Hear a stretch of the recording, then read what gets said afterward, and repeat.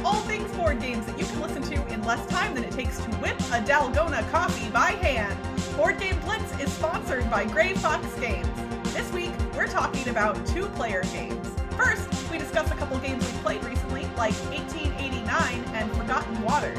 Then, we revisit a topic we discussed all the way back in episode 20, some of our favorite two-player games. Finally, we wrap things up with a look at the etymology of the word duel. And now, here are your hosts, Ambie and Crystal. One quick announcement before we hop into the episode, and that is if you were one of the prize winners from our recent contest and you were like, hey, where the heck is my prize? Just so you all are aware, because the pandemic and quarantine kind of hit right around the same time we announced the winners, and I am high risk for COVID-19. I am not going to the post office right now. So any of the prizes that were coming directly from me have not been shipped yet. They are still safely in my house, and I will be shipping them out as soon as it is safe to do so. So we apologize for the delay on getting those out, but hopefully you all understand why I haven't been able to do that.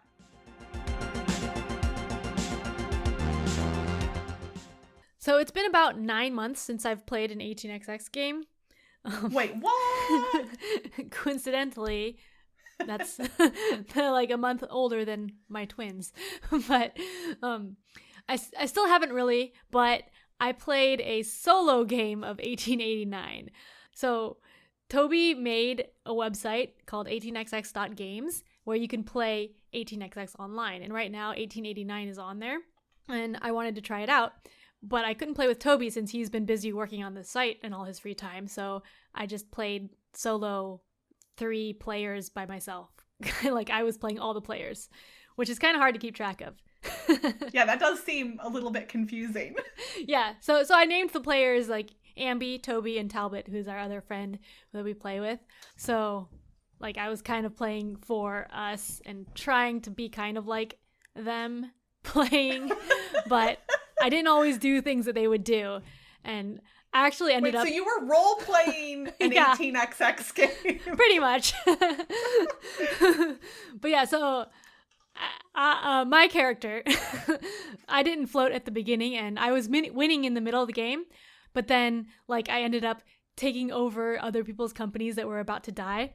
That's something that I usually don't do, because I usually play it more safe, so I ended up having 4 companies with soon-to-be rusting trains, and I was able to survive with a bunch of train shuffling, which was neat, but then I was, like, in last place, and Toby was winning.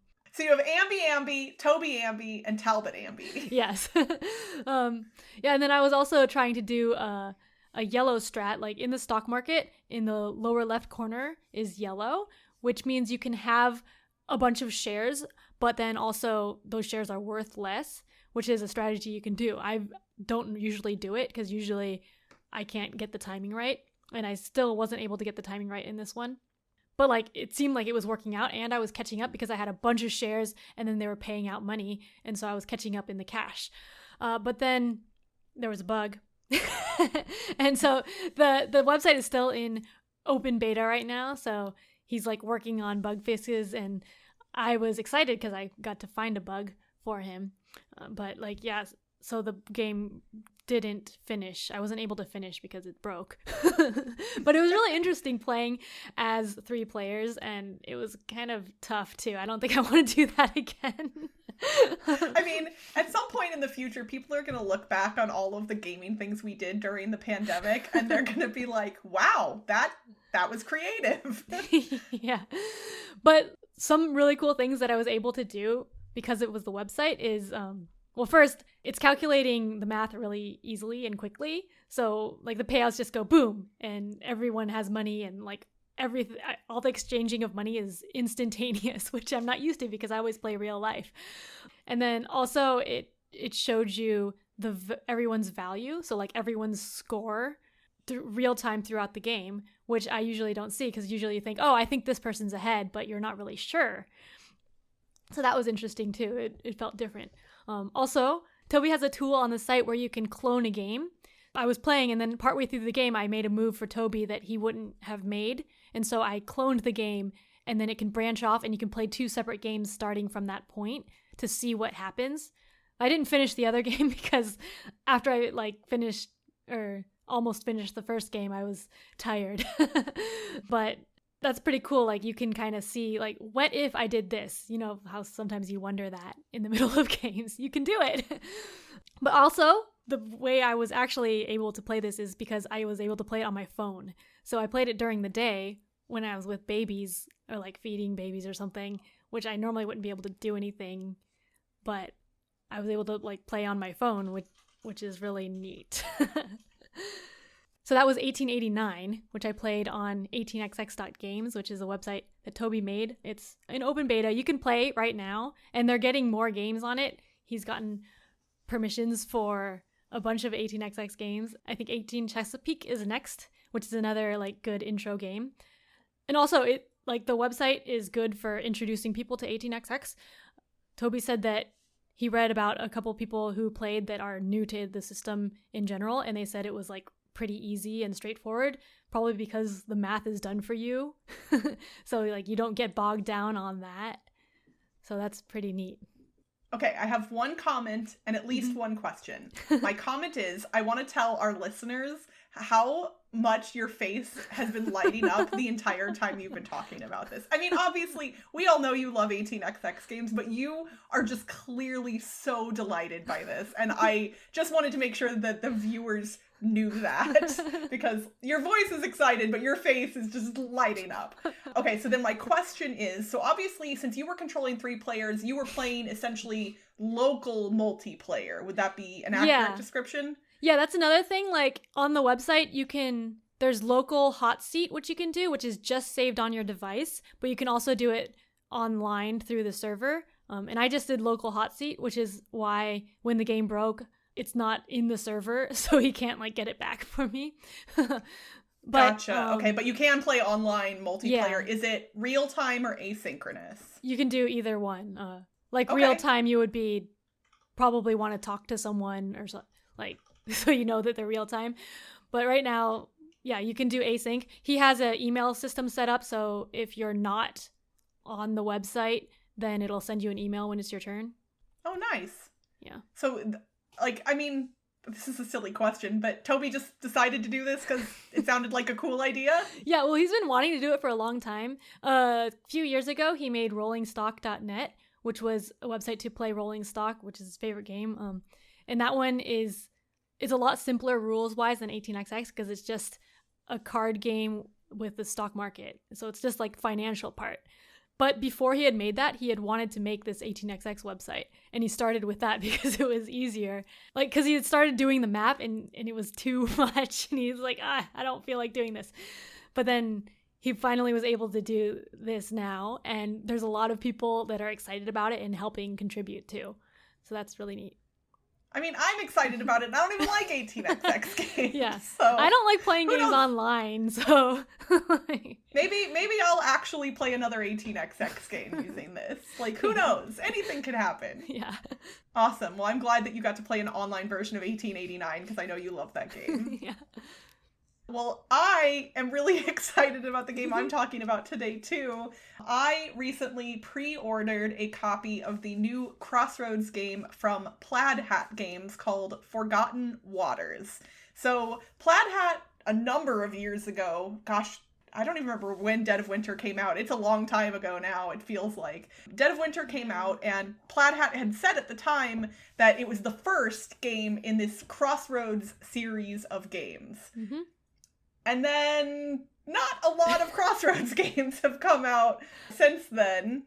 But this one, Ambie, here's the thing. When I decided I wanted to talk about this game today, honestly, the only thing I truly want to tell our listeners is if you want to go on an adventure that is really fun and really surprising and just delightful, buy this game. Like, that's kind of all I want to say. I can explain the mechanics to you. So it is a pirate-themed game, and I don't usually like pirate themes. I've mentioned this in the past. We'll throw that opinion out the window, because this game is great, and I'm a pirate now. And In the game, there are a bunch of different scenarios, and there is a web-based app that you have to use to play the game. Do not let that turn you away from this. I promise you. It is great because they have voice narration for the story. So every time you run into a Crossroads event, or like you talk to the captain, you click a button on the web app, and it reads the story to you with voice acting. And it's just so well produced. I can't even begin to tell you. Throughout the course of the game, you're using a big storybook that has different pages, which are different locations, and you're moving around a board. It'll tell you what page of the book to go to. So you might be out at the open sea, or you might encounter a storm or another ship or an island. So you might be like at port in a city. All of the pages show those things. You have different actions you can take depending on what location you're at. And then those actions will potentially get you things. And you have a story that you're going through with an objective. Sometimes you don't know the whole story or objective right at the beginning. You kind of just have to go exploring. I've only played the first scenario so far. I'm not going to spoil any of the story of it for you. But if you don't care about mild story spoilers, I actually played through the first scenario live on the internet. So there's a 2-part video. Actually, Ambie will link it in the show notes because she's awesome. Where I played through the whole first scenario and got like the chat to kind of help me make decisions. It is normally a 3 to 7 player game, but the designer has an official solo and 2-player variant. And I played the solo variant and it worked great. Even though I was messing up one of the rules during my first section of the video, I fixed it later and it was all fine. So if you watch the first part of the video and then you watch the second part, you'll see I fixed it right at the beginning of the part 2 of the video. I explained my mistake. But I should probably put a note in the video for part 1 just to let people know the part that I messed up. Regardless, even messing something up a little bit, it was one of the most delightful experiences I've had with a board game in ever. Wow. Like I was trying to think of a time frame. This truly, I think, is one of my favorite games of all time. Wow, and you just played it solo, right? I've only played it once, so admittedly, like, this is a first impression. I played it solo. Wow. It didn't feel like a solo play, though, because I was talking and interacting with the live chat. So it really didn't feel solo, even though it was. Everything about this game just clicks. It works well. It feels great. I love it. I love it so much. I cannot wait to play it more. I hope that it continues to be just as amazing with future plays. But I believe you can pre-order it from your friendly local game store, which I'm sure most of them that are taking orders right now would appreciate your business, since a lot of storefronts are not open currently because of the pandemic. But I'm not certain if Plaid Hat is still doing pre-orders. I don't think they are at this point. I think you have to order it from a game store, but I'm not certain. So look on Plaid Hat's website to see. But I cannot recommend this game highly enough, truly. Like, it's so good. And there's a tiny bit of a real-time mechanism in it, Ambie, which you will like. Admittedly, it's a small part, but like, so it kind of helps remove that quarterbacking thing that a lot of cooperative games have, because people only have 40 seconds to choose where their character is going to go at a location. So people can't force everybody to go where they want. Everybody just has to kind of make a decision real quick. So yeah. I could talk about this game forever. I did on a recent episode of Dice Tower tonight. I will try and keep this brief. Forgotten Waters is delightful. I would recommend it to almost anyone. Pick it up, whether you're going to play it 1-player, 2-player, 3-player. Honestly, 7 feels like a lot, but who knows? Maybe it's great with 7. So that is Forgotten Waters from Plaid Hat Games. Yeah, I was really tempted to pre-order it like last month or whatever when it was on pre-order at the website, but like I don't have time to play it right now. So I don't know if like when we would be able to play ever. Yeah. Well, it'll definitely be available from other stores soon, I'm sure. Yeah. And yeah, I can't think of who wouldn't like this game. That's what's crazy. I guess if you're like the heaviest of heavy Euro gamers, then maybe. But even then, the mechanics in this game are solid. So I don't know. I just love it. You don't like story, I guess. Yeah, I guess. But like the story is so good. Oh, and I will mention briefly that like the story elements do have some mild adult language. I don't know if there are adult themes. It says 14 plus on BGG, although I don't know if that might be accurate. So there's some mild curse words that are used in the story part. So if you're doing the voice narration, you will hear those.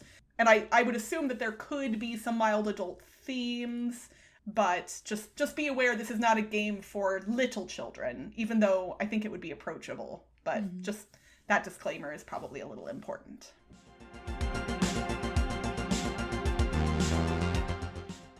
For our thematic discussion this week, we're actually going to revisit a topic that we talked about all the way back in episode 20, which, holy moly, that was more than 3 years ago now. Yeah, it's a long time. So Cassidy and Ambie and I talked about two-player games. And I will admit, I re-listened to that episode, and it was our thematic discussion was a little bit short back then. I think at episode 20, we were still getting our legs underneath us. And we only listed a handful of games in that episode, and I definitely have a lot more two-player games that I know and love now that I want to talk about.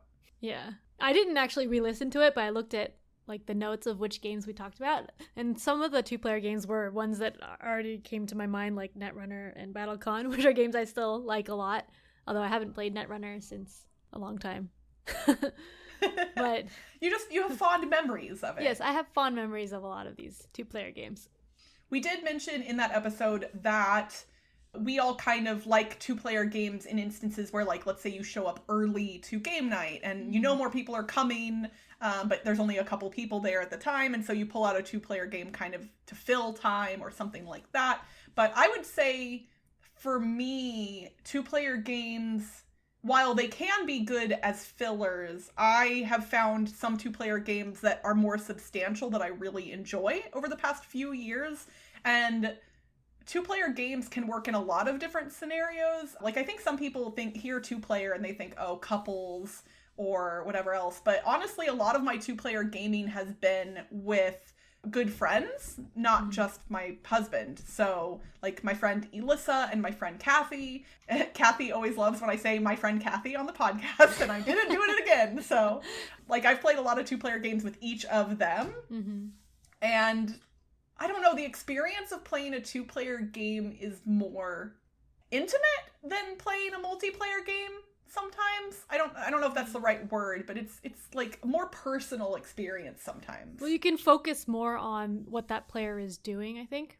Well, for me, most of my two-player games are with Toby, since he's also super into board games. So yeah, we're a couple, and so it's a couple playing board games, but we're also a couple.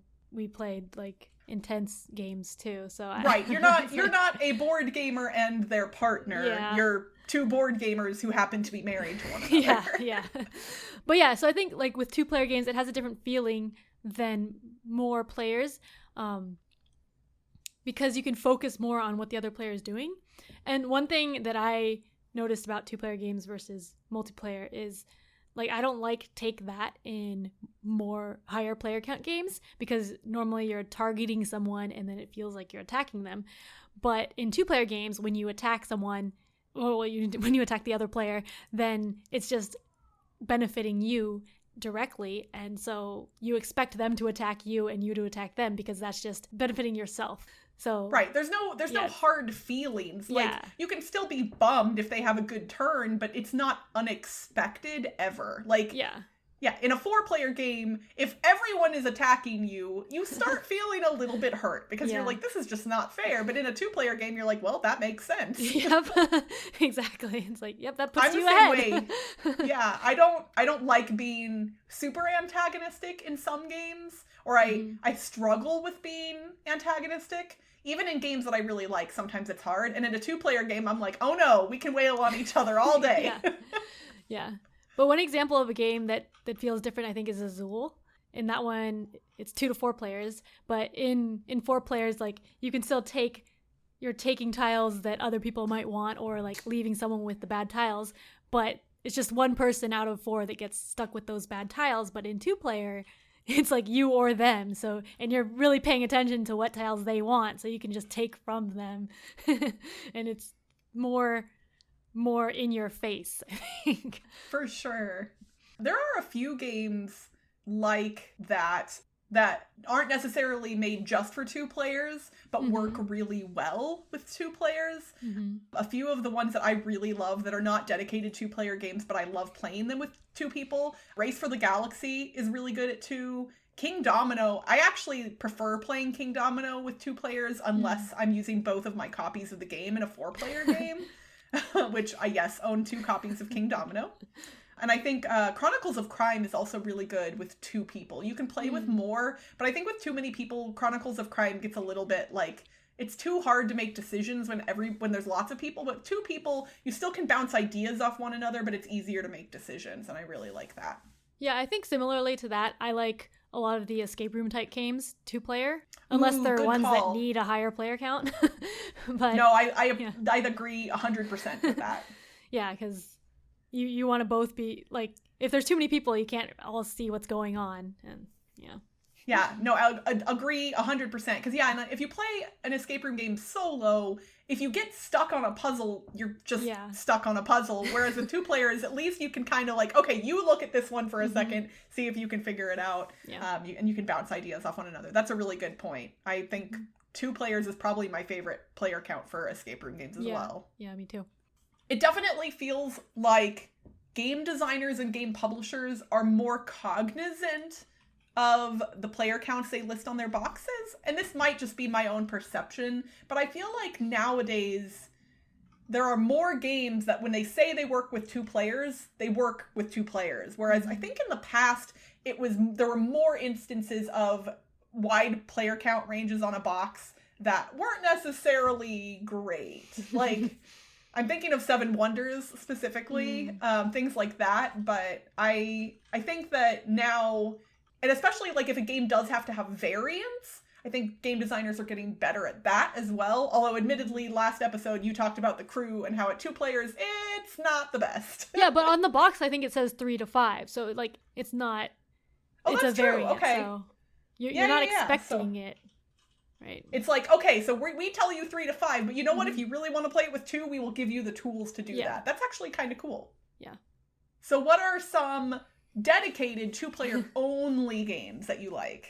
So since the last time we talked about this, I actually haven't played as many 2-player games as I used to because we got into 18xx and those need 3 players or more most of the time. But one that I like that I didn't mention before was The Ravens of Thri Sahashri. That's a cooperative 2-player asymmetrical card game. I've talked about it some before, but it's very unique and puzzly, and I really like it.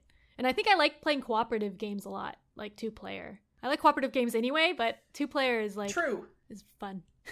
Ditto. I think ditto for the same reasons that we were talking about with the escape room games. Like, you don't have too many opinions in the room trying to make decisions. You just have 2 people that can kind of talk through a thing, and it feels nice. Yeah. To that end, there's some cooperative 2-player games that I really like. I think a good one to mention is And Then We Held Hands, which I've also mentioned on the show before, which is a really unique 2-player game. It's a very special 2-player game. It's so different than anything else that I own or have played because the players don't get to speak during gameplay. You have to just communicate non-verbally, basically. It's interesting and I really like it. Similarly, Fog of Love is another 2-player game that I picked up and fell in love with in the past few years, and it is just delightful. It's a neat experience, if nothing else.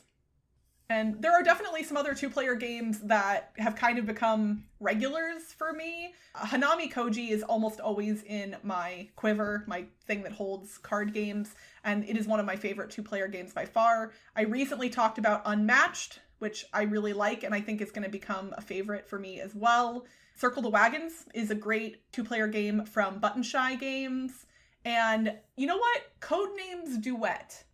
I think I've talked about this on the show before as well, but I burned myself out on regular Codenames hard after it came out. And when I heard they were releasing Codenames Duet, I was like, really? Another Codenames? Really? Yeah.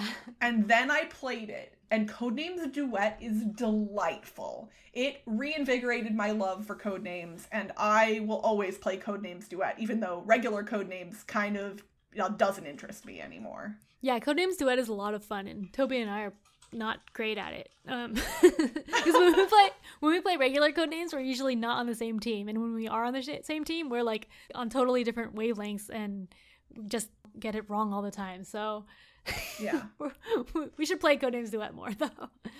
Yeah. I wonder if there's a way to play Codenames Duet online. It would be fun for you and I to try and play that at some point. Maybe. I bet we could figure out a way to do that. I mean, we could probably just do it with a webcam. Oh yeah, that's true. Yeah, we could probably make that happen. And I do like that it feels like in the past 2-player games were often small card games or abstract games, which we haven't really even touched on many abstract games. And I think there have been some more robust 2-player games that have come out in the past few years. The one notably for me that I really like is Duelosaur Island, which is the standalone 2-player game in the Dinosaur Island line of games. And it's a pretty robust experience, but it's just for 2 players, and I really like it. Yeah. There's a lot of 2-player games for Uwe Rosenberg's games, like the All Creatures Big and Small for Agricola, and then I haven't played most of them, though. Cave versus Cave or whatever. I haven't played most of them. I did play the one for Le Havre last year, and it was really enjoyable, so. That's cool. I've never played the big versions or the small versions of those games. And there are definitely some 2-player games that are on my list of things that I want to play and haven't, that I know are really popular. Things like Star Realms, Fox in the Forest, Targi, and Star Wars Rebellion, which I own and have still never played. I really want to play Star Wars Rebellion. I don't have anyone to play that game with. Like, I don't have the right friend for that game, I guess. Nobody is interested, so... Aww. I gotta figure out a way to find someone to play Star Wars Rebellion with me at some point. Well, it seems like 2-player games should not just be discounted as couples games or filler games. They are robust and wonderful, and hopefully, if some of you are trapped at home during the quarantine and you're thinking, hey, there's 2 of us here, let's order a board game and play it, maybe some of these recommendations will help you out.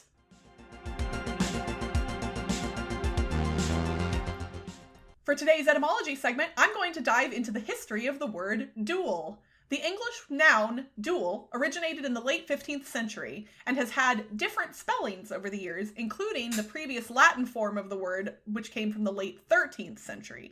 That word meant a single combat, as well as a judicial single combat.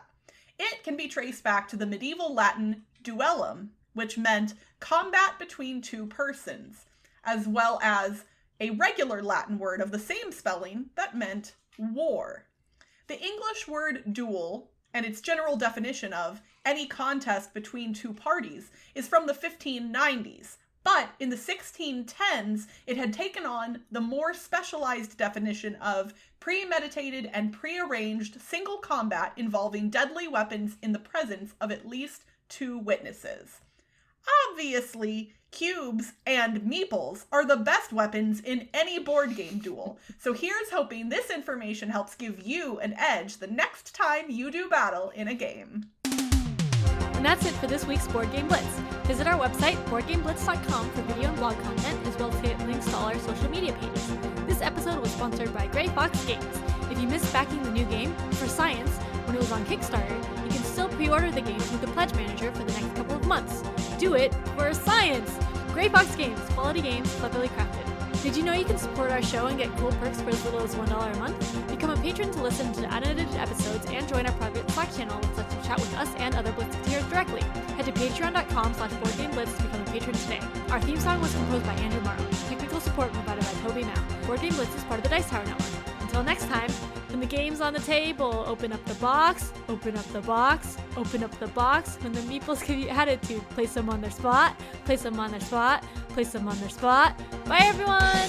Bye! Okay, for our... Okay, what's happening? I don't know. Oh. Totally on different wavelengths. Yeah, but then there's a game wavelength, and I was like, that sounds weird if I say that. Time for the alliteration puzzle. Last episode, we asked you to retheme a movie that's like the movie Alien.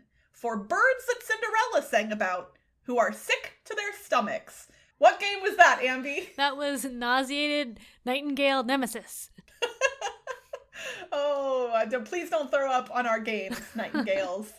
All right, this episode, we are asking you to retheme a 2-player game with camels for someone who is going for a casual run, but keeps hopping off the ground. Good luck, everyone.